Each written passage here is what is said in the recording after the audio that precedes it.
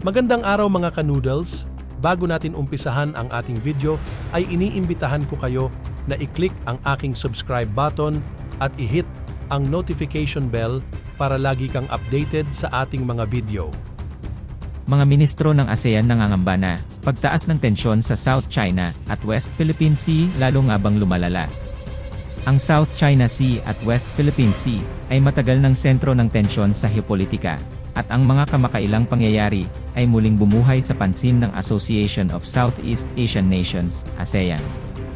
Nagkaisa ang mga ministro ng mga bansa ng ASEAN upang ipahayag ang kanilang kolektibong pag-aalala sa paglala ng sitwasyon, na binigyang diin ang mahalagang pangangailangan para sa mga hakbang na magpapabalik ng tiwala, magpapairal ng pag-iwas, at magtulak ng mapayapang solusyon ayon sa batas ng pandaigdigang komunidad. Sa isang pahayag na inilabas ng Department of Foreign Affairs, binigyang diin ng mga pinuno ng ASEAN ang pangangailangan na pangalagaan ang kapayapaan, seguridad, at katatagan sa rehiyon. Nakatuon ang kanilang pag-aalala sa mga kamakailang insidente, kabilang na ang mga paratang ng panghaharas ng China Coast Guard laban sa mga sasakyang pandagat ng Pilipinas sa mga lugar tulad ng Scarborough Shoal at Ayungin Shoal. Ang mga aksyong ito, sa gitna ng magkasalungat na mga pang-teritorial na reklamo, ay nagpalala ng pangamba sa posibleng paglalapa at pagkagulo ng katahimikan sa rehiyon. Hindi pinangalanan ng mga ministro ng ASEAN ang partikular na mga pangyayari, ngunit binigyang diin ang mas malawak na implikasyon sa katatagan ng rehiyon. Ang kanilang pokus sa pagpapanumbalik ng tiwala, pag-iwas sa mga aksyon na maaaring magbigay pabigat sa tensyon, at pagsusulong ng mapayapang pagresolba ng alitan ay kasuwato ng pangako ng ASEAN na tuparin ang mga pandaigdigang pamantayan. Isa sa mga pangunahing prinsipyo na binigyang diin nila ay ang mahalagang pangangailangan ng pangangalagaan ng kalayaan sa paglalakbay, seguridad, at kaligtasan sa South China Sea o West Philippine Sea na mahalaga para sa buong Southeast Asian region. Binigyang diin nila ang kinakailangang pagpapairal ng mga prinsipyo na nakapaloob sa batas ng pandaigdigang komunidad, partikular na ang United Nations Convention on the Law of the Sea, UNCLOS, bilang pundasyon para sa mapayapang pakikipagsapalaran at pagresolba ng alitan.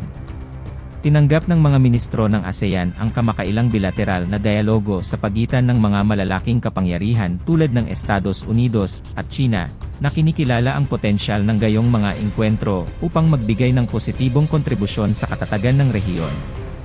Nagpahayag sila ng pag-asa para sa patuloy na mga pag-uusap na ito, inaasahan na maging katalista ito sa pagpapalakas ng kooperasyon at katatagan sa larangan ng pandagat.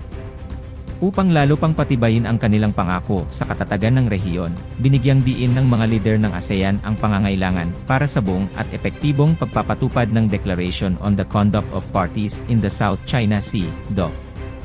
Bukod dito, binigyang diin nila ang kanilang dedikasyon sa pagpapaigting ng pagtatatag ng komprehensibo, makabuluhang Code of Conduct, COSI, sa South China Sea, na sumusunod sa mga pandaigdigang legal na estruktura.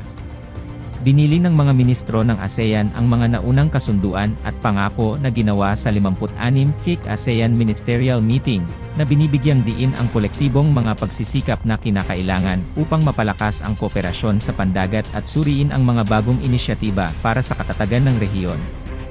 Sa buod, ang pahayag ng mga ministro ng ASEAN ay nagpapakita ng isang pinagsamang panawagan para sa pagbabawas ng tensyon, pagpapalakas ng tiwala, pagsunod sa batas ng pandaigdigang komunidad, at mapayapang paglutas ng alitan sa South China Sea o West Philippine Sea.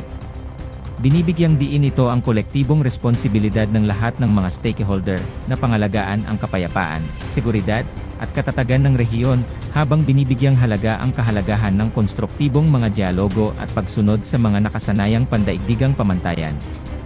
Ang ipinahayag na pangako ng ASEAN ay nagpapakita ng mahalagang hakbang tungo sa pagbawas ng tensyon at pagpapalakas ng kooperasyon sa isa sa pinakastratehikong mahahalagang maritime na rehiyon sa mundo. Maraming salamat sa inyong panunood. Kung nagustuhan nyo ang aking video, paki-click ang like and share button, at kung hindi ka pa nakasubscribe, ay i-click mo na rin ang subscribe button at ang ating notification bell para lagi kang updated sa aking mga upload.